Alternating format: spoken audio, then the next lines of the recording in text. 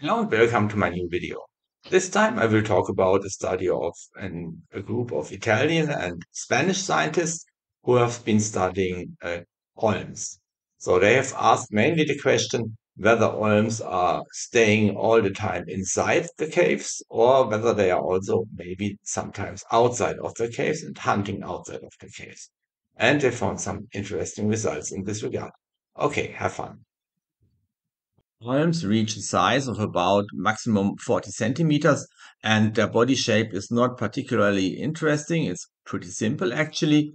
Nevertheless, due to their unusual way of living, they have always attracted the interest of people, and the ancient lindworms um, are based on Olm. So therefore, they have always fascinated people, and they are indeed fascinating because they are so well adapted to their way of living and to their unusual place of living.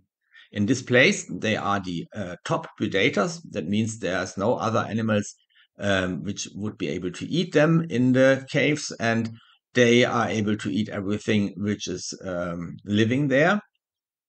They are blind or almost blind, but they rely partially on magnetism for orientation. Worms can become quite old, so they can reach up to 70 years, which is indeed very old for such animals. And at the same time, they are reproducing only very slowly. So this makes them somehow somewhat vulnerable to impact from outside, this very slow reproduction rate, which is important, of course, today. As you can see here, they have a very small range of distribution, only in the Dinaric Alps in the northern Adriatic region. These mountains consist of limestone, and there are many caves in this limestone, and the Olms are living in these caves. It has been shown to be very difficult to transfer them to other regions, or almost impossible, which is due mostly because they are reproducing so slowly. So reproduction has always been the main problem in trying to transfer them to other places. And it's also very difficult to exactly count them to tell how many olms are around. But it is very likely that the population is threatened due to industrial pollution in the area where they are living. Scientists from the paper I'm reporting about here have asked the question whether the Olms are active also outside their caves, so whether they are leaving their caves and roaming around outside their caves.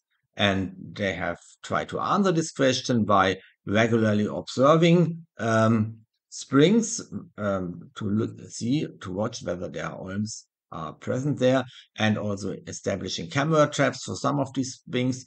Um, they have only made the observation in the northeast of Italy, and there's a very small karst region there in the northeastern part of Italy. Nevertheless, they were able to study 10 different caves and 69 different surface springs.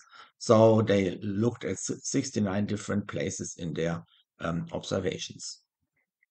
In the course of these observations, the scientists observed that the Olms are actually active outside the caves on a regular basis. So they were regularly observed in the springs, larvae as well as adult animals, and this is pretty rare to observe larvae in the open field.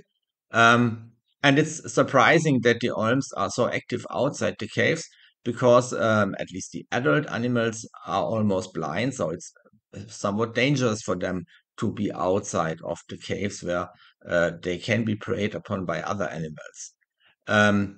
They also observed that the Olms are preying terrestrial animals or animals from outside the caves, for example, earthworms. And this is in line with other observations from other animals which are living in caves and which in last time recently have been observed also to also be active outside these caves and to make prey there as well. So this is all for today. Next time I will talk about tortoises from the Galapagos. So stay tuned.